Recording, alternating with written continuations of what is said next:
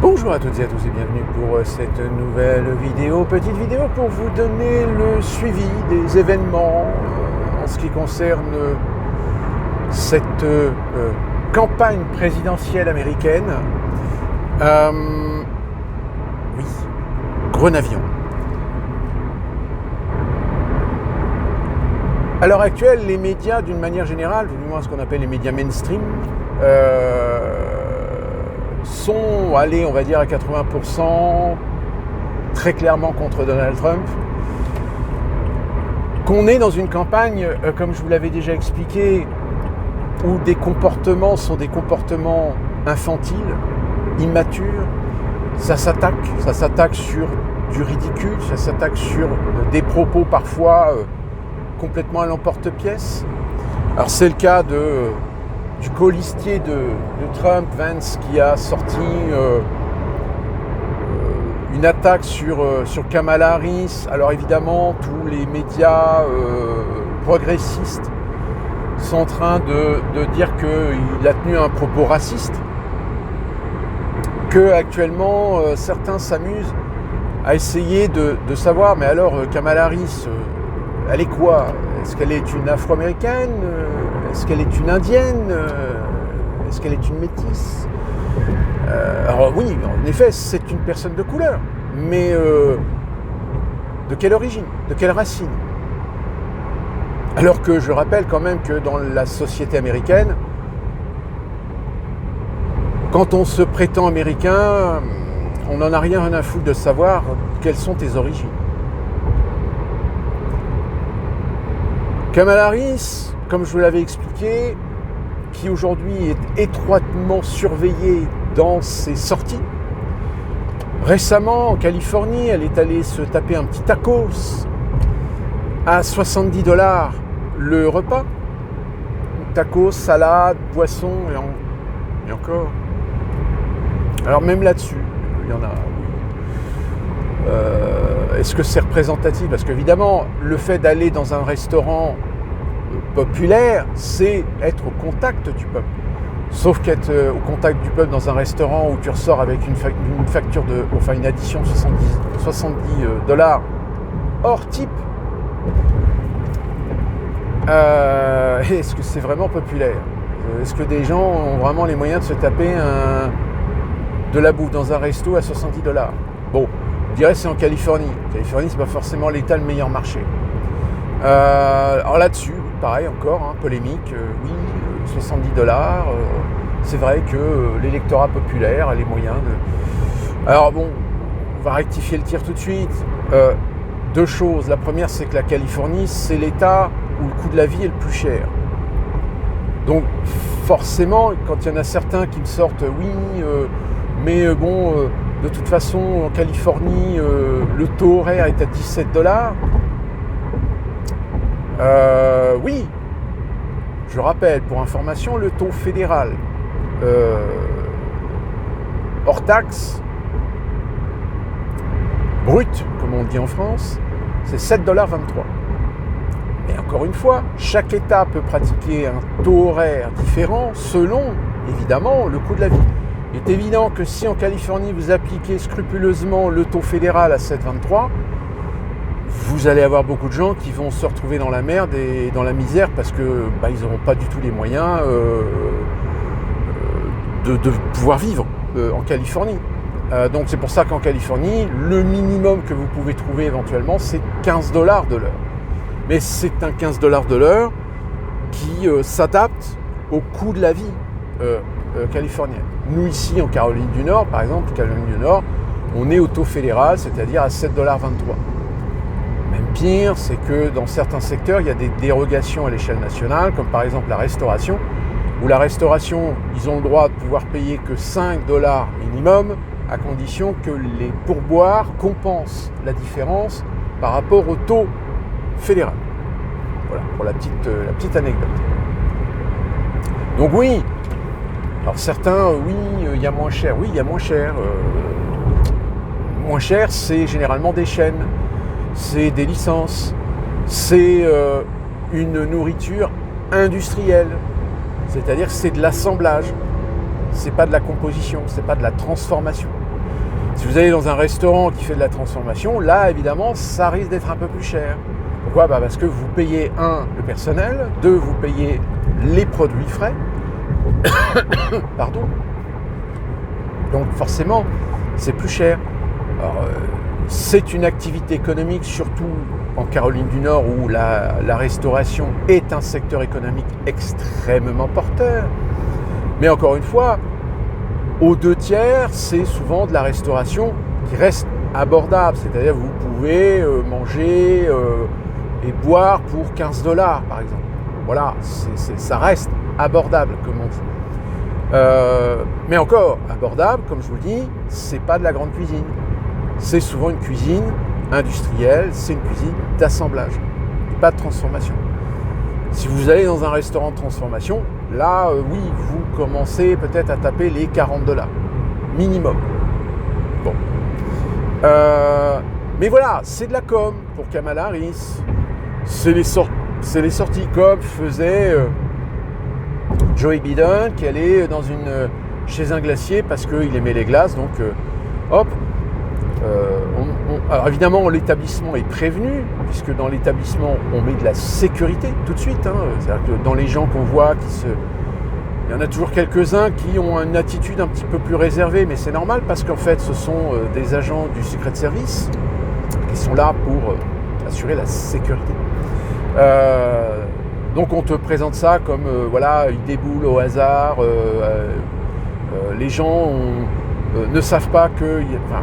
non, tout est organisé. Je vous rappelle également, petit détail, anecdote, aux États-Unis, rien n'est fait au hasard. Il n'y a pas de spontanéité. Même, je dis bien, même cet art qu'on appelle le stand-up. Le stand-up est peut-être le seul domaine où encore certains s'autorisent, par leur talent, à faire de l'improvisation. Mais il y a beaucoup d'improvisateurs, beaucoup de ces comiques qui font de l'improvisation, en réalité, et d'ailleurs comme en France, il y a beaucoup de textes qui sont écrits. C'est des textes évidemment qui s'adaptent à une interaction avec le public,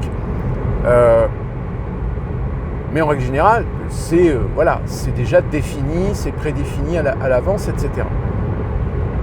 Donc aux États-Unis, alors surtout les choses officielles, etc., on ne laisse jamais rien au hasard, on ne laisse jamais rien à l'improvisation. Parce que ça, c'est culturel aux États-Unis, les Américains détestent le hasard. Alors vous allez me dire, oui, Las Vegas, non, mais non, même Las Vegas, c'est pas du hasard, Las Vegas. Oh oui, alors peut-être la roulette, peut-être le blackjack, etc., mais tout ce qui est machine à sous, etc., tout est régi par des algorithmes, des programmes qui vont aller chercher de façon aléatoire, etc. Il n'y a pas de hasard réel, d'accord ? Mais en dehors, dans la vie en général, on le voit bien, dès que vous changez un petit peu un curseur dans leurs habitudes, etc., mais pourquoi ? Mais, d'habitude, on fait comme ça. Oui, d'habitude, sauf que là, moi, j'adapte, j'improvise, j'essaie d'être plus efficace, plus productif. Moi, je le sais, professionnellement, souvent, je suis confronté à ça. C'est-à-dire qu'au moment où j'improvise pour être plus efficace, pour être plus rapide, etc., souvent, il y a des collègues qui disent « Mais pourquoi tu fais ça ?» Parce que c'est plus simple. Tu vois droit au but, tu t'emmerdes pas avec des détails. Ça sert à rien. Tu brûles des étapes, mais c'est des étapes parce qu'on t'a imposé ces étapes-là, mais en réalité, elles servent à rien. Elles servent, oui, à t'imposer un protocole, mais le protocole, à partir du moment où tu maîtrises ton outil, tu maîtrises ta procédure, etc., tu n'as plus besoin de respecter ces protocoles-là, puisque tu as le talent, tu as le savoir-faire. Donc ça sert à rien. Enfin bon, voilà, ça c'est des petits détails. Et donc, oui, pour revenir à Kamala Harris, souvenez-vous, dans une précédente vidéo, je vous avais dit qu'elle a eu la mauvaise idée à un moment donné de suggérer le fait de peut-être appliquer une taxe sur les pourboires. Alors ce qui est assez amusant, c'est que récemment, elle est en train de se faire un petit peu allumer sur un propos qui n'est pas si éloigné de ce qu'on a entendu dans la bouche de Castex, Lucie Castex, vous savez, celle qu'on vous a vendue depuis des semaines comme étant la future Premier ministre et qui finalement n'ira jamais à Matignon, mais qui à un moment donné a eu un propos assez révélateur, c'est que les Français ne rechigneront pas à payer plus d'impôts. Il faudra remettre au cœur de nos débats la question du consentement à l'impôt. Les Français ont dit, en majorité, qu'ils étaient d'accord pour payer plus d'impôts. On a besoin d'investissements massifs dans la transition écologique. Et ces investissements, ils doivent être financés par le privé, mais aussi par le public, par l'intermédiaire de l'impôt, par l'intermédiaire du levier fiscal. Mais d'où tu sors que les Français sont d'accord pour payer plus d'impôts ? Ah bah oui, c'est la solidarité. C'est la solidarité de gauche. Hein, toujours mettre la main à la pâte pour aider. Hein, pour la solidarité. Améliorer les conditions d'accueil des étrangers. Enfin, voilà, open bar, quoi. Mais le problème, c'est ça qui est génial, c'est au vu que ce sont aujourd'hui des véritables sujets, eh bien, ces gens de gauche continuent dans leur lignée, continuent dans leur idéologie. Je veux dire, même les LFI, Boyard qui continue à te dire bon, Lucie Castex, c'est elle ou rien. Limite la manif qu'ils vont faire le 7 septembre, dont d'ailleurs la CGT finalement s'est retirée. Elle ne participera pas à cette manifestation. C'est limite, ils ne vont pas faire la révolution si Macron ne cède pas.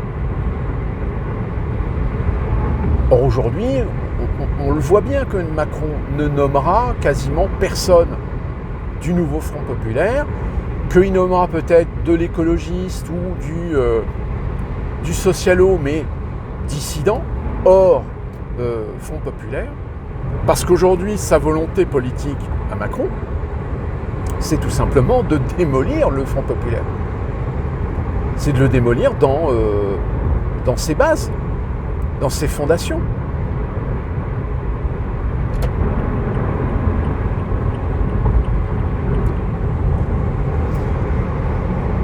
Et donc, pourquoi je vous dis finalement il y a un point commun entre Castex et Kamala Harris, c'est que Kamala Harris, elle vient de nous sortir que, pour faire certains programmes, etc., on va peut-être lever plus d'impôts.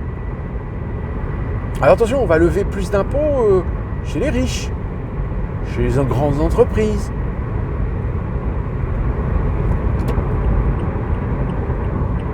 Qu'est-ce que vous voulez que je vous dise ? La nénette, on lui a mis des communicants pour justement qu'elle évite de dire ce genre de conneries. Eh ben non, elle trouve le moyen quand même de dire des conneries. De dire des conneries, pourquoi ? Mais tout simplement parce que parmi les grandes entreprises, il y en a beaucoup qui sont progressistes. Et parmi ces grandes entreprises progressistes, qui finance la campagne de Kamala Harris ? Excusez-moi, je suis pas contre le féminisme, rien, et j'ai rien contre les femmes, mais il y a un moment donné où cette cruche, elle est en train de te dire que on va taxer les entreprises qui sont en train de me financer. What the fuck ? Mais t'es conne ou tu le fais exprès ? Donc vous voyez le niveau. Et c'est exactement ce qui est en train de se passer en Europe. Et c'est exactement ce qui est en train de se passer en France. C'est la déliquescence du sérieux, de la maturité politique. C'est-à-dire aujourd'hui, on te met des guignols, on te met des pantins, on te met des marionnettes, on te met des infantilisés, on te met des simples d'esprit, on te met des naïfs, on te met des incompétents en tant que politicien pour construire un nouveau champ narratif du champ politique qui en réalité, il y a un moment donné où les Français se disent mais qu'est-ce que c'est que ce bordel ? Mais qui sont ces guignols ?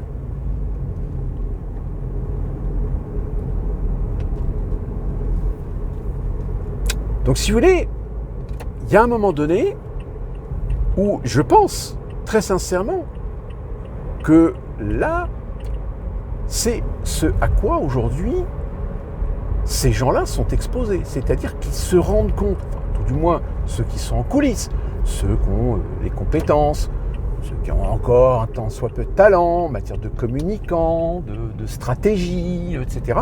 Ils commencent à se chier un petit peu dessus parce qu'ils se rendent compte que le décor est en train de se fissurer en fait. La façade est en train de s'effondrer.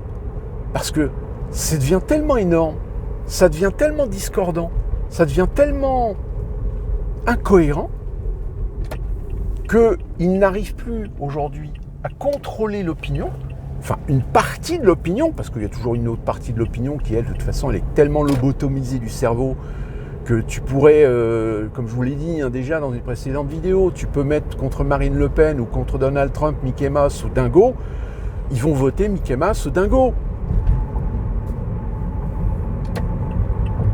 Hein, parce que, voilà, c'est faire barrage à l'extrême droite, c'est faire barrage à Donald Trump. Donc, oui, dans l'esprit de beaucoup d'Américains, on va voter Kamala Harris, même si on sait que c'est une cruche. Mais comme ça, on empêche Donald Trump de l'emporter. Donc finalement, ça rejoint la vidéo que je vous ai faite. Oui, c'est une vidéo qui fait que quelques dizaines de vues, et pourtant c'est important parce que j'explique quelque chose qui me paraît cohérent. C'est le non-choix. En fait, t'as pas de choix. On t'impose un choix. On te fait croire que tu as un choix, mais en réalité, tu n'en as pas.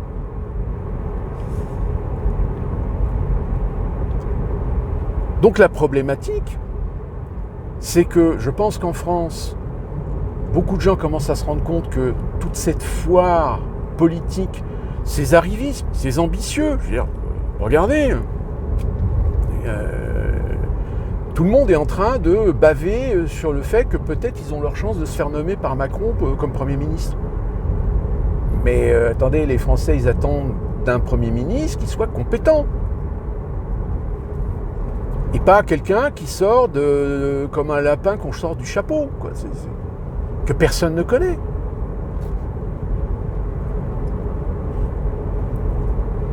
Et bien aux États-Unis, malheureusement, c'est pareil.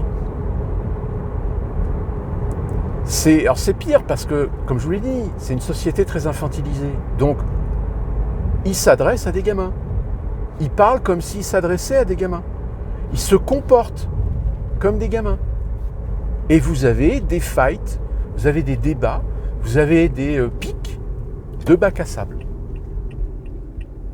Alors évidemment, quand tu es étranger comme moi, français ou d'autres, quand on voit ça, on se dit mais putain de bordel de cul de merde, on est aux États-Unis, c'est quand même pas n'importe quel pays. C'est un pays qui a quand même une certaine puissance, une certaine notoriété, mais qui est dirigé par des neuneux. Et que finalement, ces idées complotistes de deep state, etc., prennent encore de plus en plus de valeur auprès de certains Américains qui se disent « Et finalement, est-ce que c'est pas que une idée complotiste ?» Peut-être qu'en effet, ce serait bien une réalité. Une réalité quand, en fait, ma démocratie, mon pays est aujourd'hui entre les mains de gens que je ne connais ni d'Ève ni d'Adam, dont on ne voit jamais, ou qu'on ne connaît pas les noms, qu'on ne voit jamais à la télévision, etc. Et que tous ceux qu'on nous présente à la télé, politiciens, députés, représentants, sénateurs, tout ce que vous voulez, etc., sont en fait que des façades. Des façades qui font vivre le principe démocratique, mais qui en réalité, ce sont des gens qui n'auront jamais de levier, jamais de pouvoir. Si ce n'est en effet créer des polémiques, créer des faux débats, monter les gens les uns contre les autres, exacerber les conflits ethnico-religieux communautaires. Ah ça oui, ça par contre, ils sont très très forts à ça. Parce que oui, le principe dit diviser pour mieux régner, je veux dire, c'est pas une légende, c'est une réalité. Et c'est d'autant plus une réalité que quand on exacerbe encore plus les colères, les haines, les différends, j'ai envie de dire peut-être que justement le discours de cette veuve qui à mon sens est complètement anodin, enfin pas anodin, mais est dissonant de ce qu'on avait l'habitude d'entendre de la part de gens, de familles de victimes, etc., surtout dans des cas où c'est un blanc ou un représentant de l'ordre qui se fait tuer par une racaille, etc. Là, moi je dis, attention, il y a eu un laisser-faire.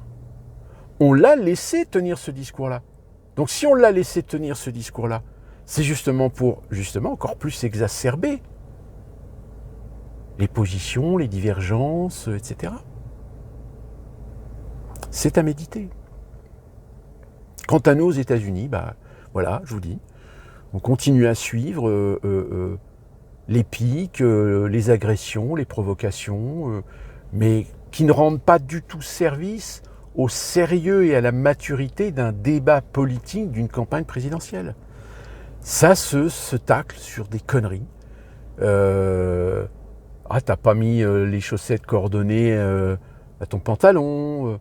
T'as eu un mot de travers vis-à-vis d'une femme. T'as eu un sourire moqueur vis-à-vis de quelqu'un de la diversité. Mais le fond, les débats de fond économiques, sociaux, qui sont très importants aux États-Unis parce que la population américaine est extrêmement fracturée. Bon, elle est encore soumise à une société de consommation, donc c'est pas demain la veille que ça va être une guerre civile, mais si une partie de la population se sent oubliée, ou vous avez l'autre partie qui crache dessus parce que c'est Kamala Harris qui va être présidente des États-Unis, et donc voilà, on va pouvoir tacler, attaquer, etc. Ce que certains Américains d'ailleurs ont commencé à faire lorsque Donald Trump a perdu l'élection en 2020. 2022, pardon. On n'apaise pas, en fait. Et ils n'ont pas d'intérêt à apaiser. Et en France, c'est exactement ce qu'ils sont en train de faire. À ceci près, c'est que la société française est différente parce qu'il y a plus de problèmes ethnico-religieux qu'on en a ici aux États-Unis. Même si la religion aux États-Unis est quand même beaucoup plus exacerbée, mais le problème, c'est que la religion, il n'y a pas de conflit religieux, puisque toutes les religions ont toutes une même source, c'est issu de la religion chrétienne. Je vous invite d'ailleurs à aller voir ma vidéo dans ma playlist USA pour que vous compreniez bien un petit peu la complexité de la chose. Donc ça n'a strictement rien à voir. En Europe et en France, vous êtes beaucoup plus exposés à cause de différents religieux et surtout influés aussi par le culturel. Des comportements culturels, des comportements sociétaux. Je pense que je n'ai pas besoin de vous faire un dessin. Donc voilà, en suivi de l'actualité de la campagne présidentielle américaine. Bon, Donald Trump, je vous en ai pas trop parlé parce que c'est Donald Trump, hein, pareil, lui aussi, de temps en temps, il a fâcheuse tendance un petit peu à déraper. Même si il est pas du tout perfectible dans la forme, parce que c'est Donald Trump, mais sur le fond, il y a débat. Mais encore une fois de plus, c'est Donald Trump. Donc il a une façon de présenter les choses, de dire les choses qui, évidemment, est parfois contestable, même si, encore une fois de plus, sur le fond, il n'a pas forcément tort, mais le problème, c'est est-ce qu'il en a vraiment les moyens d'apporter des solutions à ces problèmes? Je pense que malheureusement, pendant 4 ans, à mon sens, à mon opinion, il n'a pas été très convaincant. En dehors du personnage, hein, attention, parce que pareil, c'est un personnage que je comprends qu'il y a des gens qui le détestent. Là-dessus, il n'y a pas de souci. D'ici là, quand on se retrouve pour une prochaine vidéo, moi je vais faire mes petites courses rapidement. Et portez-vous bien et attention, soyez prudents parce que la manipulation et l'exacerbation des colères et des haines, là on est en train d'assister à quelque chose qu'on n'a peut-être jamais connu depuis ces 50 ou 60 dernières années. À très bientôt.